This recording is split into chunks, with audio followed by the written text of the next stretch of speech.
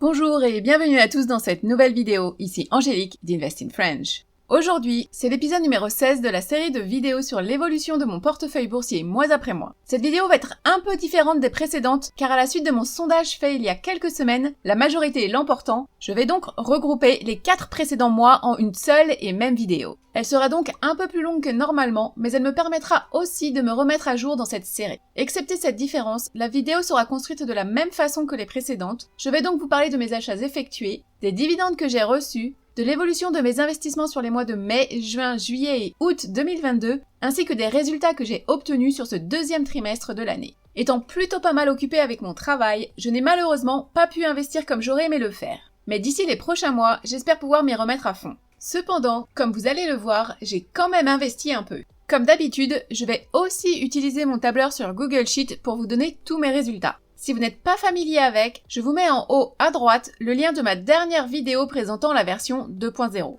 Je reprécise bien que ce tableau est sur Google Sheet et non Excel, donc pas besoin de logiciel particulier, seulement d'un compte Gmail pour avoir accès à Google Drive.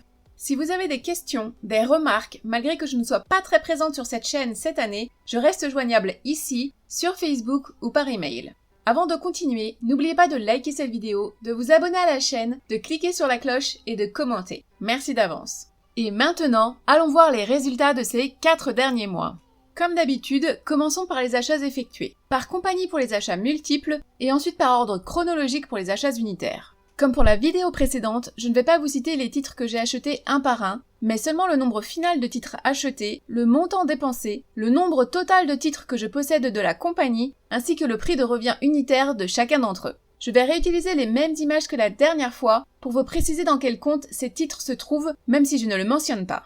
J'ai tout d'abord acheté dans mon TFSA 5 actions de Bank of Nova Scotia, symbole BNS.TO, pour un montant total de 387,92 $.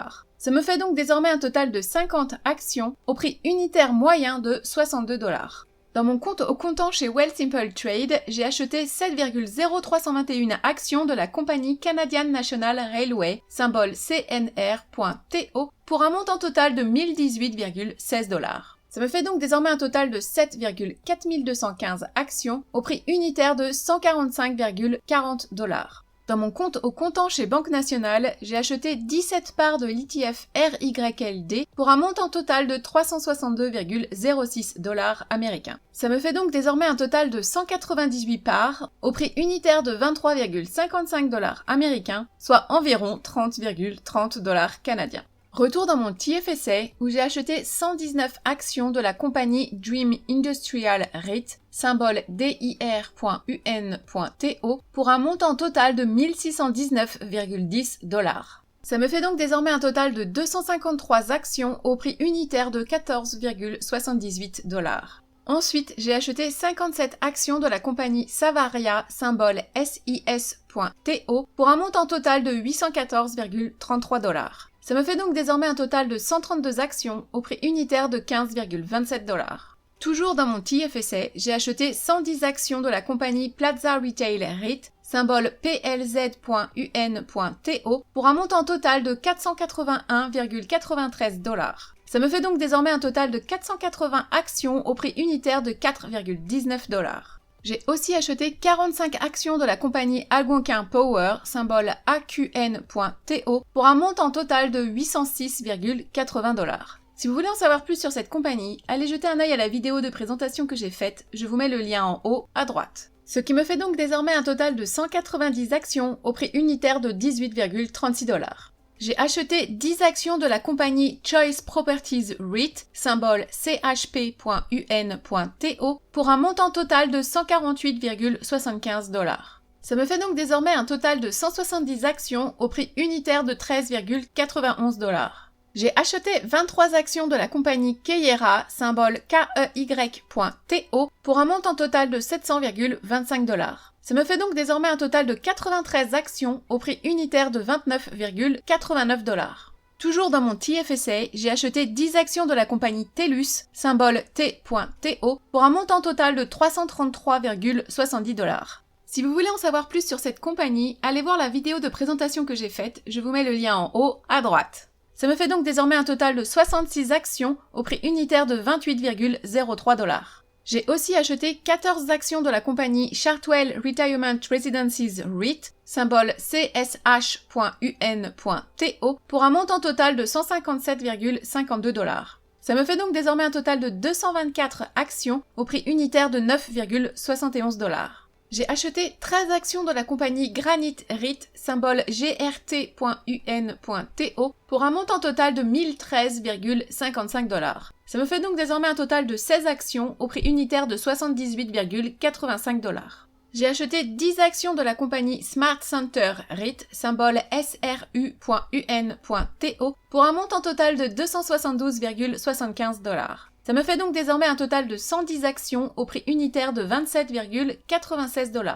J'ai acheté 10 actions de la compagnie TD Bank, symbole TD.TO, pour un montant total de 826,84 $. Ça me fait donc désormais un total de 15 actions au prix unitaire de 83,46 $. J'ai acheté 6 actions de la compagnie Bell, symbole BCE.TO, pour un montant total de 378,83 $. Ça me fait donc désormais un total de 46 actions au prix unitaire de 64,24 $. J'ai acheté 25 actions de la compagnie TransAlta, symbole RNW.TO, pour un montant total de 440,95 $. Ça me fait donc désormais un total de 225 actions au prix unitaire de 18,42 $. Et pour finir, j'ai acheté dans mon TFSA et RRSP un total de 12 parts de l'ETF TXF pour un montant de 195,29 $. Ça me fait donc désormais un total de 170 parts dans mon TFSA au prix unitaire de 19,76 $ et de 58 parts dans mon RRSP au prix unitaire de 19,66 $. Pour les achats unitaires, je n'en ai fait que 2. Le premier dans mon TFSA le 20 mai avec 2 actions de Enbridge, symbole ENB.TO, au prix de 56,99 $, soit un total de 113,98 $. Je suis donc désormais à un total de 19 actions au prix unitaire de 45,52 $. Et pour le deuxième, il a été fait dans mon RRSP le 14 juillet avec une action de Universal Corp, symbole UVV, au prix de 53,03 $ américains, soit environ 69,56 $ canadiens. Pour être transparente à 100% avec vous, je voulais aussi rajouter ici, ce n'est pas quelque chose que j'ai demandé, mais j'ai quand même eu une vente qui a été faite sur mon compte Selly à la demande de Wealthsimple Trade. J'étais donc actionnaire à hauteur de 40 actions de la compagnie Bombardier depuis 2017. La compagnie a fait un regroupement d'actions en juin dernier et le deal était de 25 pour 1. Ce qui signifie que pour chaque 25 actions détenues avant le deal, ça correspond désormais à une seule après le deal. Le 14 juin dernier, je me suis donc retrouvée avec 1,86 actions. Mais Bombardier n'étant pas une compagnie qui permet d'avoir des fractions d'actions, du coup Wealthsimple Trade a vendu ses 0,6 actions pour 14,86 $. Je me retrouve donc désormais avec une seule et unique action de Bombardier d'une valeur actuelle de moins de 25 $. Sachant que j'avais acheté mes 40 actions à 101,09 $, je me retrouve donc dans le rouge, mais j'ai foi en l'avenir et en cette compagnie. Maintenant, regardons les dividendes que j'ai reçus mois après mois.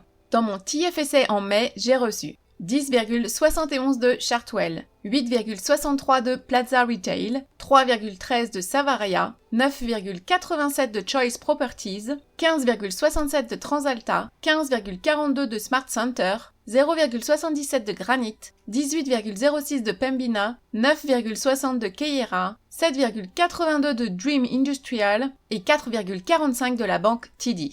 Dans mon RRSP, j'ai reçu 8,33 $ américains de AT&T, soit 10,72 $ canadiens, 8,65 $ américains de Realty Income, soit 11,16 $ canadiens, et 7,05 $ américains de AbbVie, soit 9,06 $ canadiens. Et pour finir, dans mon compte au comptant ou compte personnel chez Wealthsimple Trade, j'ai reçu 1,11 $ de Dream Industrial REIT. Ça fait donc un total de dividendes reçus pour ce mois de mai qui s'élève à 136,19 $ canadiens ou 105,24 $ canadiens plus 24,03 $ américains. Passer de plus de 600 $ le mois dernier à même pas 150 $ en ce mois de mai, ça fait mal au moral.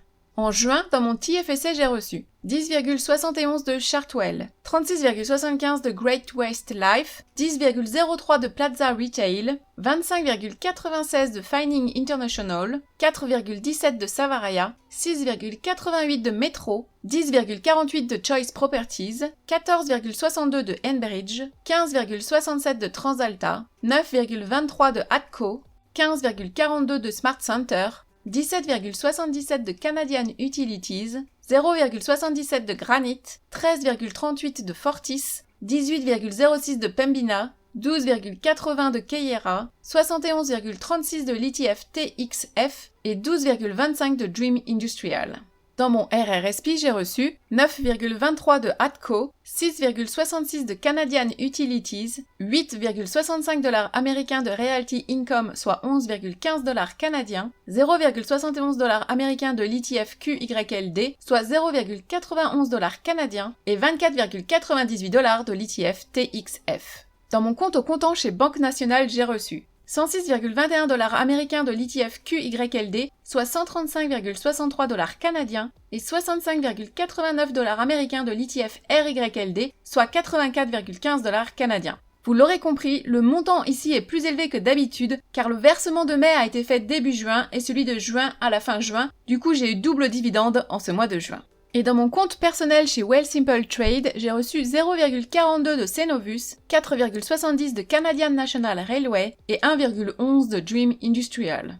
J'ai donc reçu pour ce mois de juin un total de 585,25 $ canadiens ou 353,41 $ canadiens plus 181,46 $ américains. Je préfère totalement ce genre de résultats à ceux du mois de mai. En juillet, dans mon TFSA, j'ai reçu 10,97 de Chartwell, 37,67 de Algonquin Power, 10,38 de Plaza Retail, 4,17 de Savaria, 49,44 de Bank of Nova Scotia, 18,75 de Canadian Natural Resources, 10,48 de Choice Properties, 15,67 de TransAlta, 21,33 de TELUS, 16,96 de Smart Center, 2,07 de Granite, 18,06 de Pembina, 12,80 de Keyera, 36,80 de Bell et 12,54 de Dream Industrial.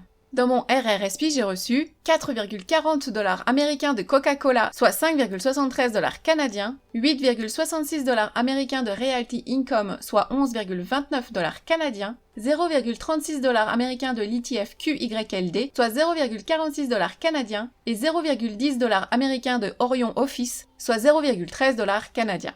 Dans mon compte au comptant chez Banque Nationale, j'ai reçu 54,59 $ américains de l'ETF QYLD, soit 70,31 $ canadiens, et 34,94 $ américains de l'ETF RYLD, soit 45 $ canadiens. Et dans mon compte personnel chez Wealthsimple Trade, j'ai reçu 0,44 de Alimentation Couche-Tard et 1,11 de Dream Industrial. J'ai donc reçu pour ce mois de juillet un total de 412,57 $ canadiens ou 279,64 $ canadiens plus 103,05 $ américains. Pas aussi bien que le mois de juin, mais je prends quand même ces jolis petits dollars. En août, dans mon TFSA, j'ai reçu 10,97 de Chartwell, 11,20 de Plaza Retail, 4,59 de Savaria, 37,50 de Canadian Natural Resources, 10,48 de Choice Properties, 16,84 de TransAlta, 16,96 de Smart Center, 2,84 de Granite, 18,06 de Pembina, 14,88 de Keyera, 12,83 de Dream Industrial et 8,90 de TD Bank.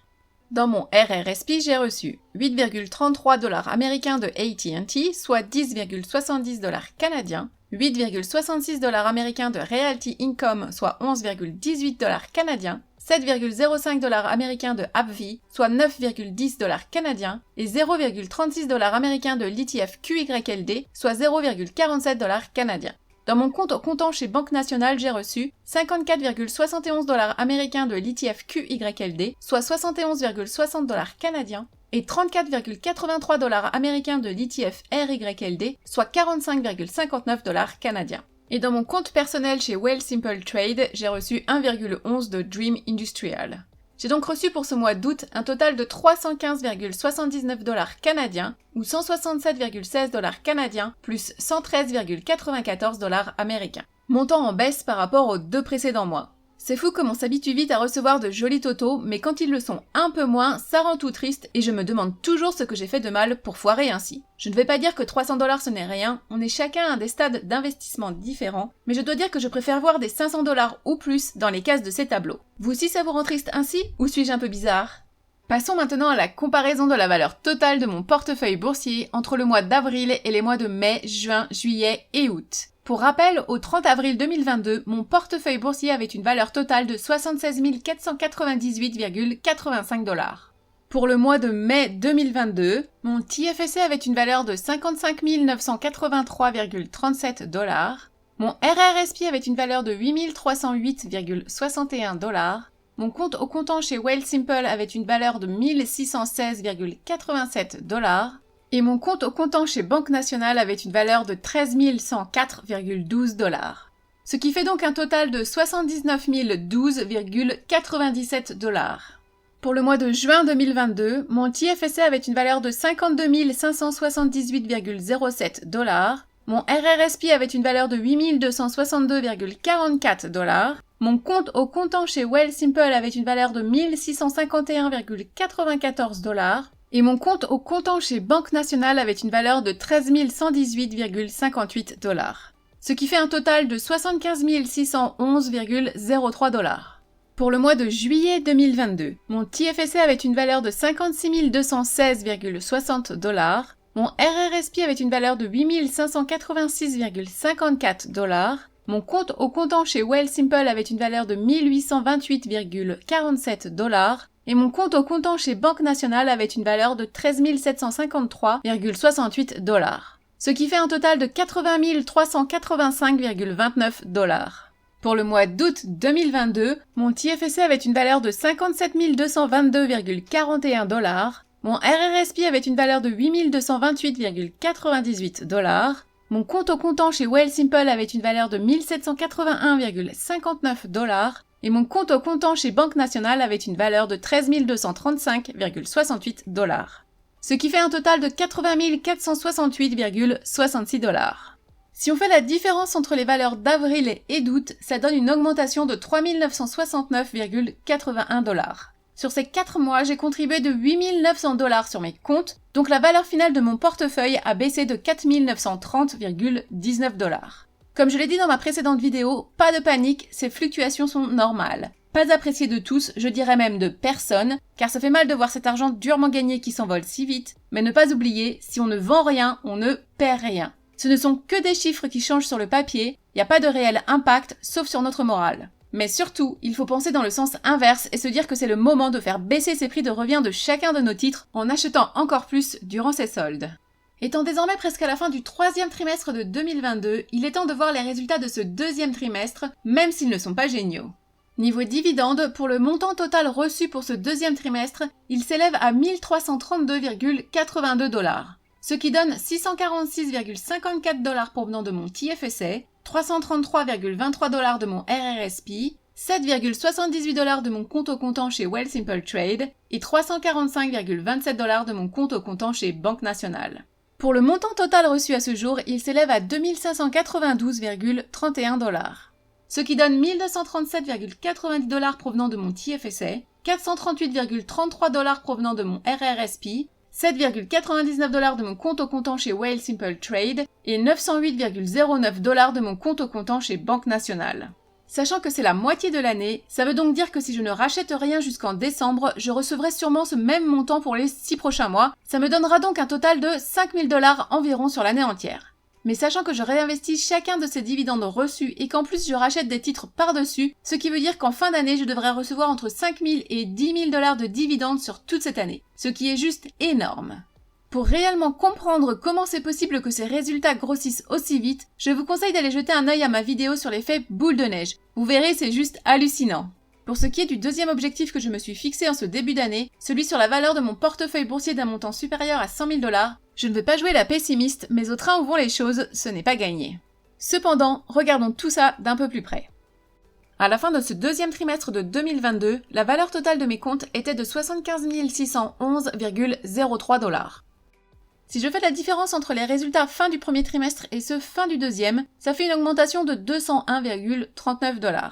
Si je ne tiens pas compte des contributions que j'ai faites, mais seulement des dividendes reçus ainsi que des fluctuations de prix de titres, ça fait une baisse de 187,29 $, ce qui n'est pas encore si dramatique que ça. Comme on l'a vu précédemment, fin août, la valeur totale de mes comptes était de 80 468,66 $. Vous allez me dire pour cet objectif, ça ne fait qu'un peu moins de 20 000 $ d'augmentation de valeur à avoir sur les 4 derniers mois de l'année. C'est tout à fait possible. surtout si tu gardes la même cadence de réception de dividendes et de contributions mensuelles. Malheureusement, étant déjà fin septembre et à la vue des prévisions de cette année qui ne sont pas super positives, je crains fort que même si j'investis très lourdement sur les 3 derniers mois de l'année, ça ne changera pas grand-chose. Tout ceci n'est pas non plus super dramatique, bien entendu c'est notre argent durement gagné qui s'envole si vite et est dans le négatif, mais une fois de plus, ne pas oublier que si on ne vend rien, on ne perd rien. D'ici quelques mois, tout ça sera derrière nous, comme ça se passe à chaque fois après chaque crise, et là on sera sur les fesses quand on verra nos chiffres exploser tous les records et objectifs qu'on s'est posés. Et voilà, c'est fini pour cette nouvelle vidéo de la série de récap de mon portefeuille boursier, un peu différente de d'habitude avec 4 mois d'un coup, mais maintenant je suis presque à jour dans cette série. Et alors pour vous, ça a donné quoi ces résultats de ce deuxième trimestre? Catastrophique? Pas si pire que ça? J'espère que personne n'a paniqué et vendu tout son portefeuille à perte.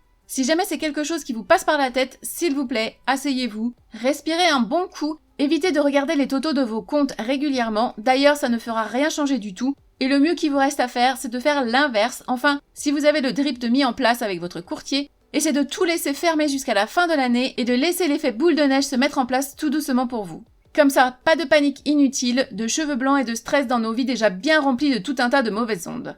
Vu que je n'ai pas fait de vidéo de mise à jour sur mon tableur cette année, je voulais quand même vous tenir informé qu'à l'heure actuelle, et je ne sais pas pourquoi, mais les liaisons avec Yahoo Finance ou MarketWatch pour récupérer le montant versé des dividendes ne fonctionnent plus, ou pas pour tous les titres. Je pense que le souci vient de Google Sheet directement, car des fois, d'un coup, toutes les données extraites de Google Finance disparaissent aussi, et on se retrouve avec un tableau complètement vide. Dans ce cas-là, fermez votre tableur, attendez quelques minutes, puis réouvrez-le et tout devrait être à nouveau en place, en tout cas pour les liaisons avec Google Finance. Je ne sais pas ce que fait Google avec toute leur mise à jour de Google Finance qui devient de plus en plus complet, mais ça n'aide pas pour avoir un tableur qui fonctionne correctement. Je m'en excuse par avance, mais sachez que ça ne vient pas que de chez vous, c'est la même chose pour nous tous. Et avant de clôturer cette vidéo, je voulais juste rajouter, s'il vous plaît, n'investissez que dans ce que vous comprenez et que vous respectez. Ces vidéos sont faites à but éducatif et de divertissement uniquement, je ne suis en aucun cas un conseiller financier ou un expert comptable. Merci à tous de votre fidélité, n'oubliez pas de liker cette vidéo, de vous abonner à la chaîne et de commenter. Merci encore et à bientôt